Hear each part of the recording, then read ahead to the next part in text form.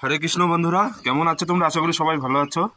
দেখো, সকালবেলা ঘুম থেকে উঠে ছাদে এসে দেখি গোলাপ ফুলটা দেখো কত সুন্দর ভাবে ফুটে আছে। দেখো এইটুকু গাছ কত বড় ফুলের পাপড়ি নিয়ে একটা গোলাপ ফুল ফুটেছে। দেখো আরো কড়ি আছে, দেখতে পাচ্ছ? এগুলো ধরবে 2-3 দিন পর। খুব ভালো লাগছে গোলাপ ফুলটা, তাই না? এই দেখো, এটা ঝাউ গাছ। আর এই দেখো, এই ফুল গাছটা এনেছিলাম আমি, 3-4 দিনের মধ্যে ফুল ফুটে গেল। এটা হচ্ছে চন্দ্রমল্লিকা, সুন্দর ফুল গাছ। সো গাছ, আপনারা এই শীতের সিজনে ঘরে ঘরে সবাই ফুল গাছ লাগাবেন, দেখবেন খুব ভালো লাগবে, পরিবেশটাও খুব সুন্দর হয়ে উঠবে।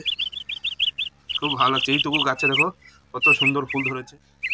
একটা কাগজ ফুল গাছ এনেছিলাম, দেখো ছোট্ট একটা কাগজ ফুল গাছ, দেখো কত সুন্দর লাল লাল ফুল ধরেছে, দেখতে পাচ্ছ?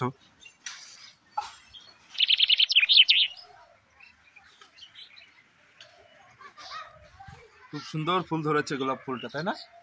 অবশ্যই তোমরা বাড়িতে ফুল গাছ লাগাবে, ওকে বন্ধুরা?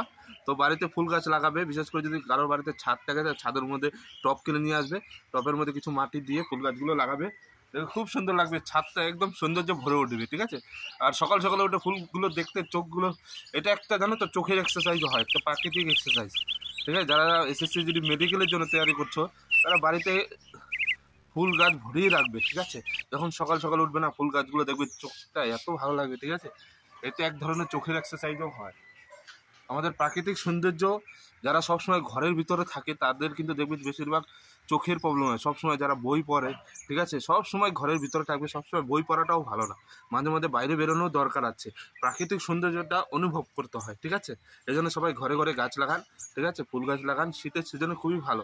ওকে, দেখো কত সুন্দর হয়েছে ফুল গাছটা, এদিকে চন্দ্রমল্লিকা আছে, ঠিক আছে? তো যদি ভালো লাগে ভিডিওটি অবশ্যই লাইক করে দেবে। ভালো থাকবে সবাই, সুস্থ থাকবে।